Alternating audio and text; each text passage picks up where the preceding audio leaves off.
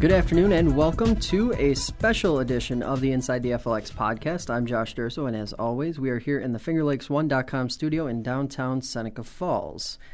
The Seneca Army Depot has been making headlines for well over a year now, and a lot of people have been up in arms over the process, some of the drama that has played out from that. And today, we have a member of the Seneca County Board of Supervisors here to walk us through what has gone on and a bunch of other stuff, too. Cindy Garlick-Lorenzetti, Fayette Town Supervisor, thank you very much for stopping by.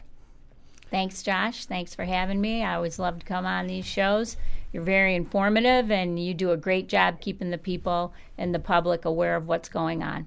So, right, and people like you make that much easier because you're accessible. You choose to come on. This is not the first time you've been on this podcast.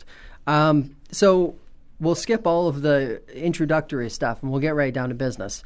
The Seneca Army Depot, if you could just for maybe the people who haven't been following along, give us the short sort of 101 on where we stand right now. Wow, where we stand right now. We're pretty much up in the air. Yep. There's been some contentious issues. I was on the committee. First of all, I guess I'm here because I also am the IDA board liaison right until right now, until possibly the chairman changes committees and committee assignments. So I was part of that process. I thought it was a well thought out plan. I thought we were doing the right thing. We opened it up for anyone to bid on. We took all bids in a faithful way. And then we sat down and kind of went over the stronger bids and tried to come up with a consensus. Mm-hmm. The consensus was decided, and Mr. Martin's bid won. However, at the 11th hour, it was decided, I don't know how it got decided, that we would go from sale to a lease. So at that one meeting, which was a couple months ago, I protested that. I'm like, that's not what we did. That was not part of the process. But I was voted down. Mm-hmm. So I am here to say that the Seneca County Board of Supervisors has not been happy with now what has taken place. Mm-hmm. There's a lot of questions that have been left unanswered. There was great debate the other night. You were there, Josh, for the committee schedule, and I think debate went on for probably a good 40 minutes. Right. It will be coming before the board at our Tuesday meeting. The Seneca County Board of Supervisors, are going to vote either proceed with the sale. We were told by our legal counsel that we can make that resolution, we can make that vote, but in all actuality, the IDA board does not have to go by that vote. Symbolic more than anything else. It is. It's making a statement. Right. However, let it be known that we may not be able to tell them what to do on that vote, but that the IDA actually sits at the pleasure of the Seneca County Board of Supervisors. Right. Now, that's part of the... It seems like part of the concern is that even those who have been very close to the situation, you are actually on the IDA board, so you have a vote in anything they do. It even seems like there's some uncertainty within the IDA with how this sort of came to be. Is that really, is that the pulse? Pretty much, yes. We weren't, at least I never got an email that was what's going to take place at that meeting where it was decided that it was going to go for lease. Mm-hmm. They had there's pros and cons, but the biggest thing I guess I had the hardest time with and why I continue to say no is because the process was changed.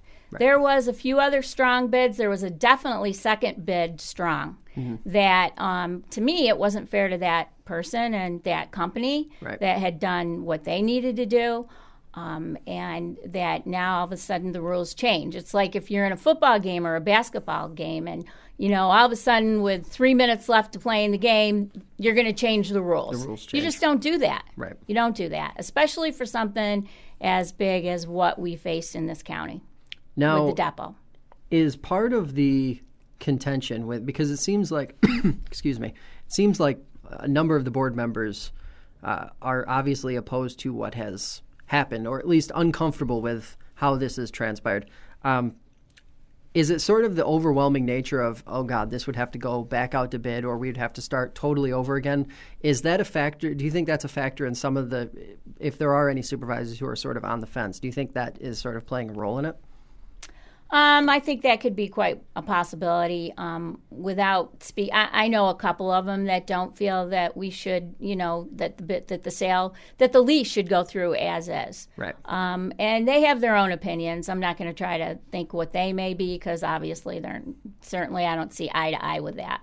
I guess the other thing that bothers me also is the fact that there are 3 people that leased land from the depot that now are kind of out in limbo also. Mm-hmm. And at the very least, I think that we as the IDA should try to step in and make provisions for them. Right. And I mentioned that at the IDA board meeting, and the council to IDA said that you can't do that now. It's already been drafted, the proposal. But I don't believe that totally because it's still a lease. It's not a sale. So one of my things is I think we need to fight for those people and try to see if we can get them the land that they asked for.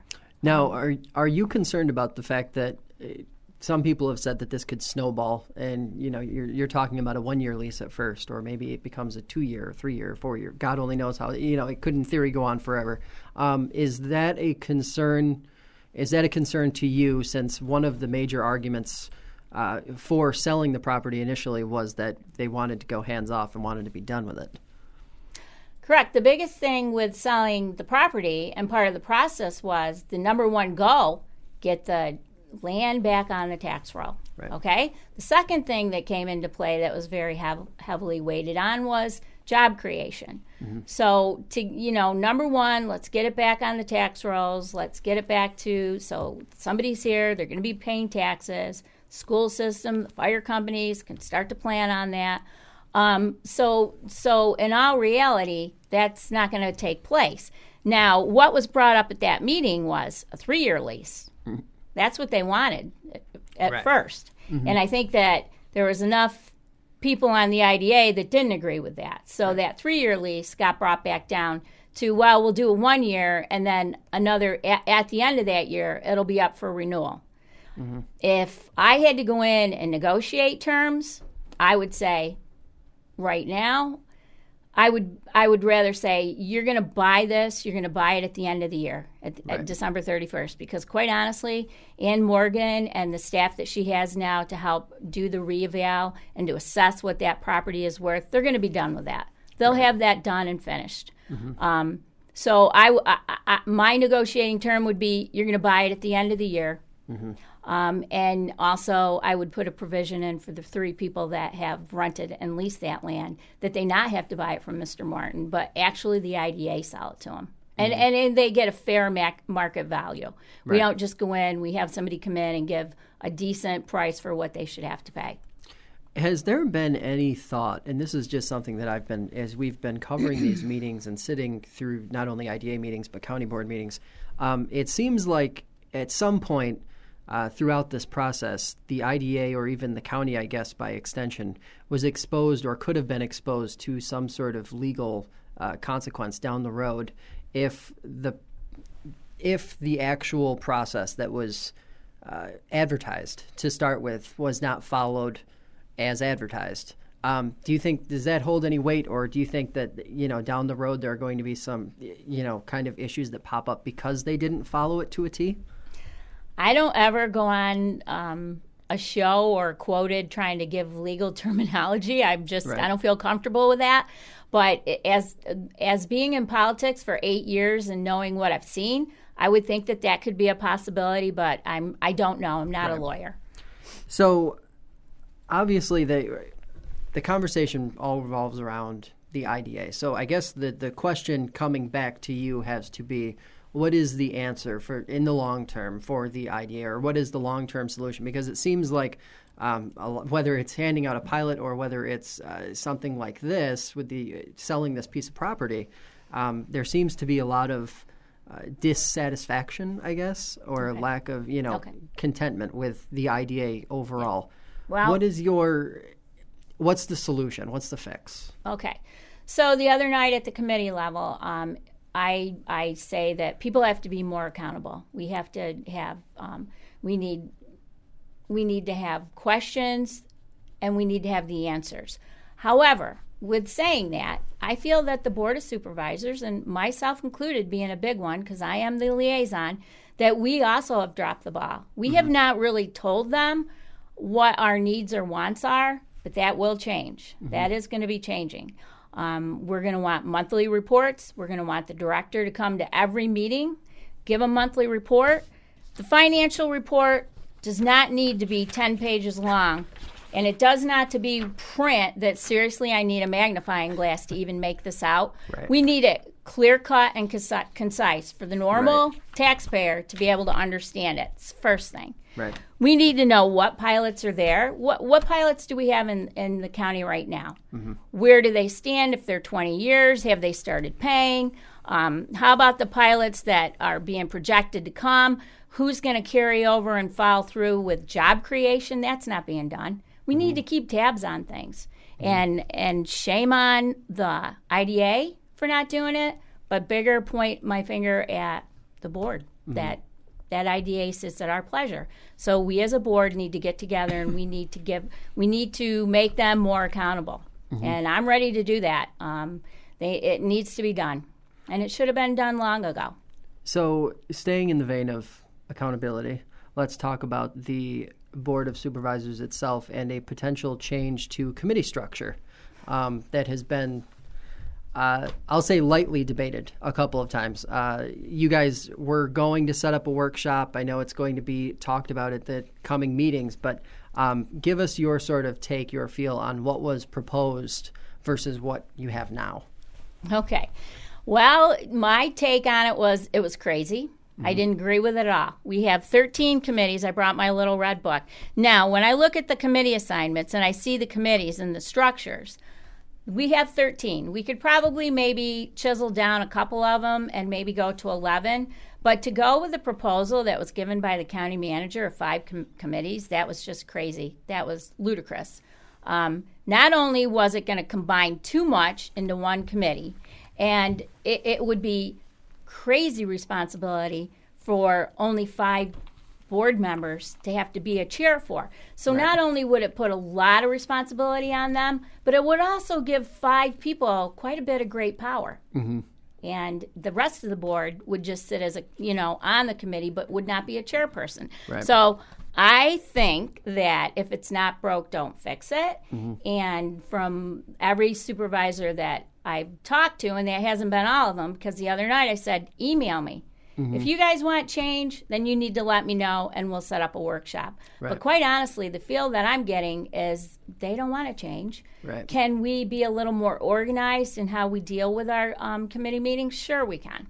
And I think that the chairman of that committee needs to take control. When it starts to get out of hand, and it gets out of hand sometimes, and that's okay, because healthy discussion is what you want. It's what you want. But it's also, there's times that the chairman can say, okay, enough is enough, and let's move on to business. So right now I've gotten no emails from anybody saying that they really are wanting that change. So hopefully we'll stay with our committee structure.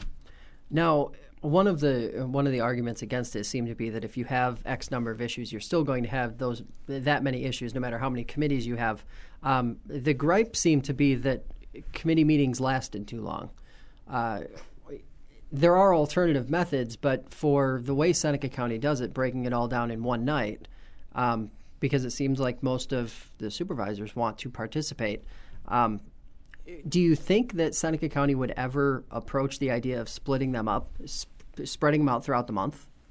Well, here's the thing. I know Ontario County does that, and I know our county manager came from Ontario County, and I think that he would like to put a lot of the ways they did things into our county. And I'm not saying that they are, they do their certain way and we do our certain way. And what works for them may not be exactly what we want in this county. Most of the board members that I know and that I speak with, there's a lot of us that still work a full-time job, so splitting it up like Ontario County does would be a hardship for us to have to take time off of our work schedule. And I also think it would be a hardship for the south end of the guys to have to drive up here many different days during the week.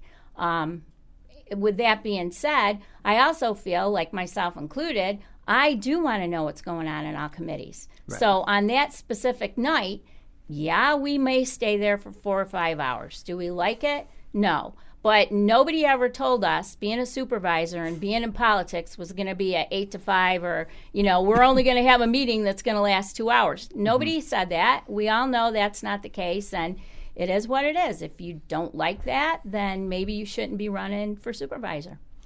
So committee meetings can get interesting. One of the interesting things that happened at the last set of committee meetings was a debate around New York Life, an insurance company, and Seneca County. Your feeling on that specifically? Apparently, an agreement has now been discontinued between Seneca County and New York Life. New York Life had been granted some sort of access, although it's not really clear what kind of access it was. What is your feeling on that and how it could impact county employees? Well, my feeling on that was crap, quite honestly. I don't know why it got brought to us.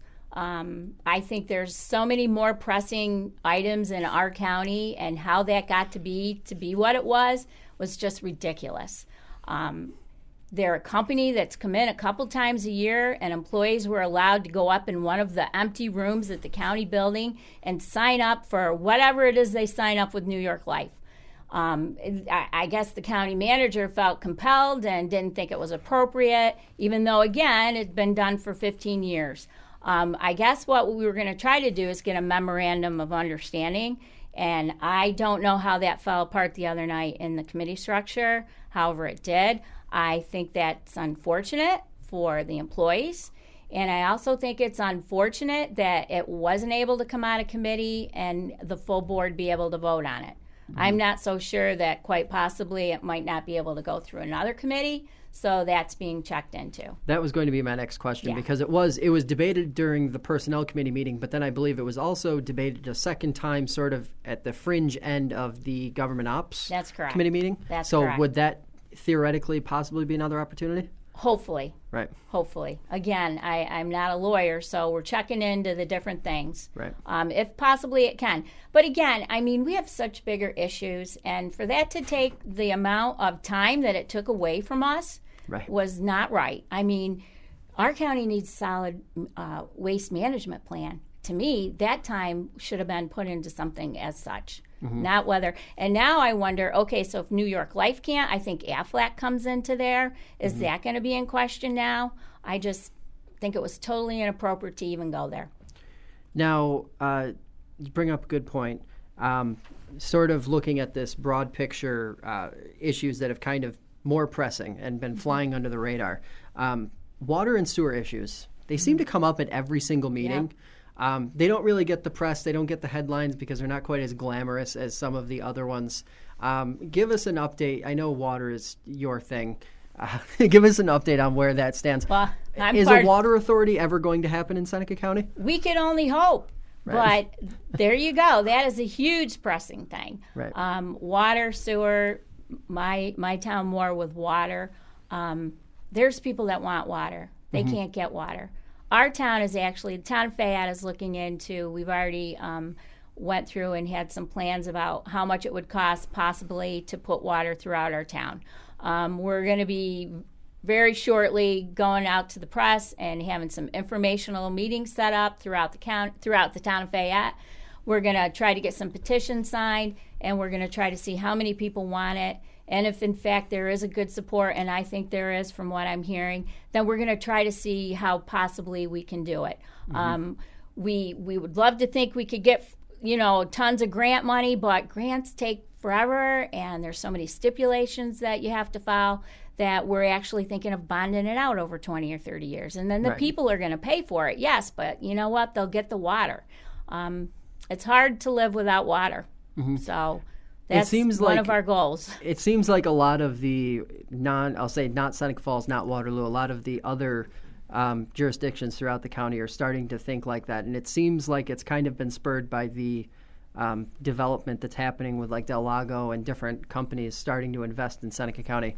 What is your feeling with regard to the grand opening? It's tomorrow. Do you think that's going to be the boom that it seems to promise? I could only hope so, yes. I feel confident that it's definitely what this county needs. 20, 30 years ago, we had the outlet that came and kind of saved us. And you know what? Thank God that outlet stayed for as long as it did. And usually outlets only have a 20-year shelf life. But I think now that the casinos here in Del Lago, our outlet is going to be here now for a long, long time. So with the 318 corridor, I think we're going to get other kind of restaurants and businesses, and I think it's going to very, very much boom.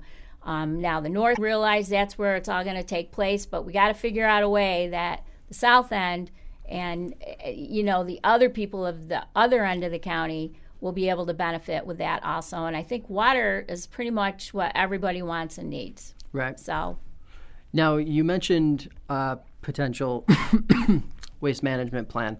There's an odor ordinance that's going through committee and obviously subject to a lot of debate. Where do you sort of feel like those issues stand right now, or where do you think the county would be best served sort of putting their energy and moving forward on? Well, I think the county has a lot of energies right now, and I think we need to concentrate, on the Del Lago opening and the 318 corridor. But then following right along is the solid waste management plan that we need to have. We've hired counsel out of Rochester for the the odor law. Spit it out, Cindy. And I think that, they're doing their work, and they've got to try to come back to us with something that everybody's going to agree on. That's the hard part. Everybody wants to try to control the odor, but we've got to come back with something that all the supervisors will agree to do. And I do believe that will take place, because there's people that are being bothered by the odors that had never been bothered by it before. Now, in Fayette, do you receive complaints at all from your constituents, or are you far enough away where you don't? We are starting to get complaints out there, yes. Really? And I know I do a lot of work in Geneva, and there's been complaints coming in off of Geneva, like Exchange Street area, and honestly, sometimes they wonder, is it coming from their landfill or our landfill? Right. So definitely something needs to take place there. So if you were going to, talked about a lot of things already, if you were going to you were going to cherry pick, say, like the top 3 things that you feel like the county really should spend 2017 working on this year, if there were 3 that could be knocked out before the end of the year, maybe that's being a little optimistic, what would they be? What would those 3 wish list items? Well, my wish list items would be that we get a waste management plan started. We won't get it completed. That we follow through with trying to figure out a way of the odor. We need to keep going with that. And I know that this falls to the wayside, and it shouldn't, but my heart will always have a little piece that says we need to continue with the Cayuga Indian Nation. Okay, I know it hasn't had a lot of talk lately, but there is still litigation going on, and I do not think that we as a county should drop that ball. Well, we've got a couple extra minutes here. What is your take? Because it was just, I believe, there is an appeal happening right now, appealing a decision that was appealed, and it sort of seems to be we're stuck in this process, back and forth process. What is your feeling on that? Like, when you're stuck like this, what is the county's just kind of along for the ride? They want us to be stuck. Right. This is how it works. They want us to be stuck. They want us to forget about it. They want us to just go away, roll over, play dead. But I, as a supervisor, will not do that.